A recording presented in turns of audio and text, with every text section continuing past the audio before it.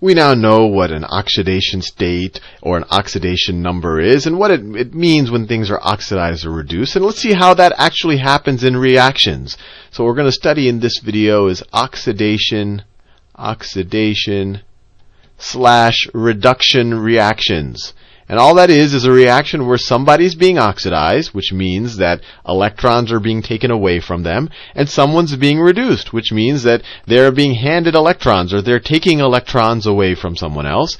And sometimes this has been termed, because you have the RED in reduction and you have the ox in oxidation, and they switch them around and they call this a redox reaction, which sounds like a very fancy chemistry term, but it just means a reaction where something is getting oxidized, and if something is getting oxidized, something else is getting reduced. So let's study a couple of them. So right here I actually have combustion. This is actually methane. So you know, methane is a fuel. It can be used to, you can make a motor powered on methane right there. It's a hydrocarbon. Most fuels that we use are hydrocarbons, which just means carbons bonded in a bunch of different ways to a bunch of hydrogens. And if you add a bunch of enough heat for the reaction to happen, so it's activation energy, you have to put it in there, with some oxygen around, it's going to combust and it's going to produce carbon dioxide and water, and I didn't put it here, and even more heat than you put into it. So it's actually an exothermic reaction. It produces more heat than you put into it, and I'll do a lot more of that in future videos on endothermic and exothermic reactions. But anyway, we care about the oxidation and the reduction. So let's see if anyone's getting oxidized or anyone is getting reduced here. So let's look at their oxidation numbers or their states. Here, carbon is bonded to 4 hydrogens. Who's giving, who's taking? So carbon, let's go to our periodic table. Carbon is here. Hydrogen is here. Carbon is more electronegative. It's adjacent to kind of the three musketeers of electronegativity. These guys are the most electronegative. We always ignore the halogens because they pretty much, not the halogens, sorry, the noble gases, because they pretty much don't react at all. They're always happy with their 8 valence electrons. These guys love to get electrons. They're small molecules. Their outermost shell is close to the nucleus, and they're so close to becoming noble that they just love hogging electrons. Carbon's almost there. Carbon's much further to the right on the periodic table than the hydrogen. So if you have carbon bonding with hydrogen, carbon is going to be the electron hog. So in this situation, let's go down here. So if carbon's the electron hog and hydrogen is having its electrons taken away from it, remember this is all kind of hypothetical, it's more partial is the reality, but if you had to pick or choose, hydrogen's going to lose electron each, so it's going to have an oxidation state of +1 for each hydrogen. You have 4 hydrogens each giving up an electron, so the carbon must be taking 4 electrons. So its oxidation number is -4. It's taken 4 electrons, so its charge will go down by 4. So that's why it's negative. Fair enough. What's the oxidation state of this oxygen right there? Well, it's just bonded to itself. There's no reason to believe that one oxygen should be able to take any electrons from another oxygen. So it has a 0 oxidation state. It's not hogging more than its fair share of electrons that it was essentially kind of born with. Now, after the combustion occurs, what are the oxidation numbers? Well, I have oxygen bonded with carbon. 2 oxygens bonded with carbon. Now, we know oxidation was to some degree named after oxygen. It is one of the most electronegative. Almost anything bonded with oxygen is going to be giving up its electrons. We also know that oxygen likes to take 2 electrons, because if it takes 2 electrons, then it starts having if it takes 1, it gets here, 2, it gets here. It has a configuration like it has 8 valence electrons. So its typical oxidation number is -2. So carbon in this situation, each oxygen is going to have a -2 oxidation number. The carbon dioxide molecule is neutral. So everything has to add up to 0. The oxygens, you have 2 of them, each of them with a -2 oxidation number, so that's -4. So carbon must be +4. +4.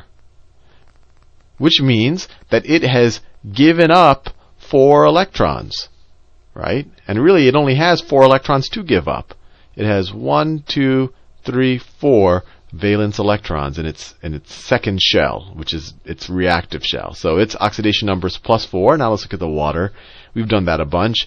When the hydrogens each give up an electron, so they have an oxidation number of 1. Each oxygen takes 2 electrons. There's only one of them, so it's -2. So what's going on here? What's getting oxidized? What's getting reduced? You have the carbon. It went from an oxidation number of -4 to an oxidation number of +4. So let me just draw what's happening to the carbon. Carbon goes from -4, which means it's hogging 4 electrons, to a situation where it's having 4 electrons being hogged from it. It's kind of giving away 4 electrons. So someplace in this process, this guy must have given away 8 electrons. This is a difference of 8 electrons. So plus 8 electrons. So what's happened to carbon? Carbon has it been oxidized or reduced? Its charge has gone up, so it hasn't been reduced. Or the other way is that you can say its electrons have been taken away from it, so it has been oxidized. Oxidized. Carbon has oxidized. Now let's look at the oxygen itself. Oxygen, over here you have 4 oxygen molecules. I'll just write 4 oxygen molecules here. And they all have an oxidation state of 0. They're from an oxidation number point of view, they're neutral. And on this side, we have 2, and then we have 4 oxygen molecules. And what's their oxidation state? They're all -2. They're all -2. So oxygen each of these oxygens must have gained an electron. So actually, let me rewrite this reaction. Let me erase a little bit of it.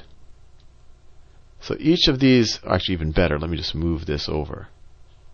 Nope. Let me move it over. There you go. And I can move that over. There you go. And let me fill in that just so aesthetically it's pleasing. There you go. All right.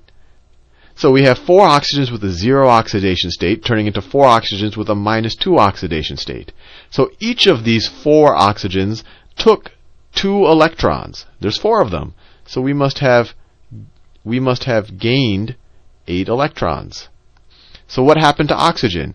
Its oxidation state went down, or its hypothetical charge went down, or it was reduced. Its charge was reduced. So this is reduced. Oxygen was reduced. What was it reduced by? It was reduced by the carbon. What was the carbon oxidized by? It was oxidized by the oxygen, which oxygen tends to do. It tends to oxidize things. What is the oxidizing agent? What's the thing that did the oxidizing? So the oxygen is the oxidizing agent. What is the reducing agent? What's the thing that did the reducing? It's the reducing agent, is the carbon. Reducing agent. So you see, in this redox reaction, carbon was oxidized. It gave away 8 electrons from this state to that state, hypothetically. And oxygen was reduced. Its charge was reduced by a total of 8 electrons, but 2 for each oxygen. And so its oxidation number went down. Let's do a couple more. And each of these things I wrote, just to kind of do a side note, this is called a half reaction, because I'm writing just what happened to the carbon, and here I'm writing just what happened to the oxygen. And I did ignore something. I did ignore the hydrogen, and I encourage you to do something like this with the hydrogen, but you'll see that hydrogen was neither oxidized or reduced. On both sides of this equation, all of the hydrogens had a +1 oxidation state. Let's do another one. Here I have another combustion situation. This is what happened to the Hindenburg. They filled a balloon full with hydrogen because they wanted it to float, because hydrogen is a very light gas. Unfortunately, there must have been a spark and in the presence of oxygen, and it combusted. And actually, this is what is used for rocket fuel as well. If you have liquid hydrogen, and actually, I don't think they have liquid hydrogen. Well, I don't know enough about rocket science. I'll have to do another video on that in the future. But let's look at the oxidation states. What's the oxidation state of hydrogen here in its elemental form? It's 0. 2 hydrogens bonded to each other. No reason why they should hog or be hogged by another hydrogen. 2 oxygen molecules or atoms bonded to each other. Once again, 0 oxidation state. Once they combust and form water, what's their oxidation states? We've done this multiple times. The oxygen has a -2 oxidation state. Each hydrogen has a +1. So let's write the half reactions. We have 2 hydrogens that are just happy as they are, neutral state, and they end up being, same thing, 2 H2s, or we could have written 4 hydrogens, either way. They turn into 2 hydrogens, 2 hydrogen molecules, as there's actually 4 hydrogen atoms, with a +1 oxidation state. So they must have each given away 1 electron. Now, how many total hydrogens are there? There are 4. So we must have given away 4 electrons, plus 4 electrons. So this is the half reaction for hydrogen. Now, let's do the same thing for our oxygen. We have some oxygen here. On the left-hand side, it has a neutral oxidation state. And then it ends up with we end up with 2 oxygens on the right-hand side. I could write it, I'll write it like this, 2O, each with a -2 oxidation state. So each of these oxygens must have gotten 2 electrons. So it got 2 electrons each, or it gained 4 electrons. So what was oxidized? Oxidized means that something was electrons were taken away from you. The hydrogen was oxidized. This is oxidized. Oxidized by oxygen. What was reduced? The oxygen was reduced by the hydrogen. And if you actually add these two reactions up, if you make this the left-hand side of your equation, and you make this the right-hand side of your equation, that you could say, okay, let me remove the electrons from both sides, and you'll end up with your original reaction. And just to make sure our terminology is right, what's our oxidizing agent? It's the thing doing the oxidizing, it's the oxygen. What's our reducing agent? It's the hydrogen. Let's do one more. So here I have iron plus some hydrochloric acid. Let's say this is in an aqueous solution, and you end up with iron 2 chloride plus some hydrogen. So let's do some oxidation numbers, and I'll do it fast this time. Iron is just by itself. It's got a 0 oxidation state. Hydrogen with chloride. Chloride's a halogen. Halogen. These guys love to take electrons. They love to take 1 electron. They typically have a -1 oxidation state.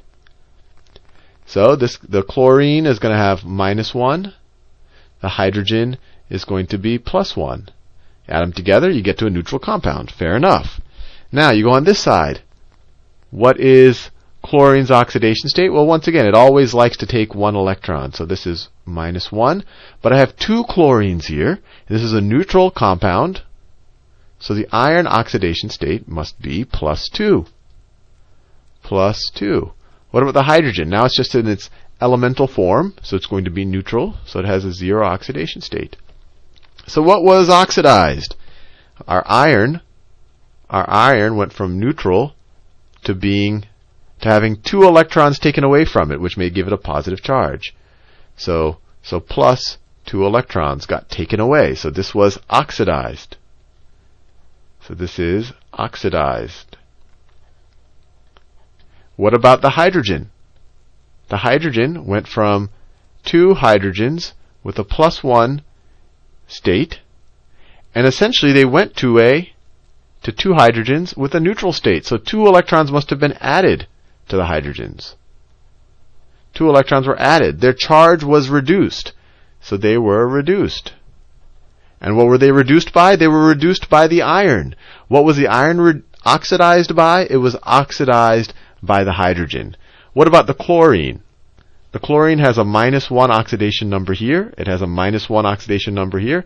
It was neutral relative to the redox reaction. Anyway, I think you get the point now, and you can do this with a bunch of reactions, but this will give you a little bit more insight of actually what's going on and who's gaining or losing electrons, and in the future it'll also help us think about a lot of the structures of molecules. Anyway, see you in the next video.